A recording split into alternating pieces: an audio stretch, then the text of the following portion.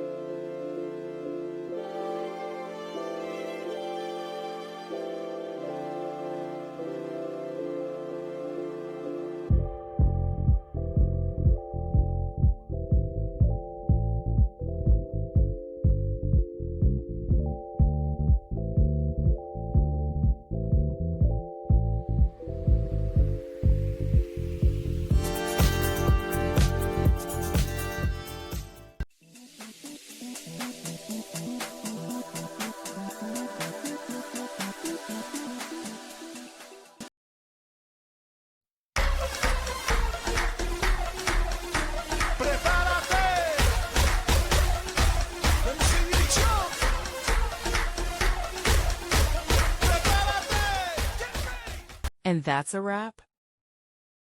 I hope you found the answer you were looking for. If you did, take a second to hit that subscribe button. It really helps out. And let me know in the comments which solution worked best for you. See you next time in the debug zone.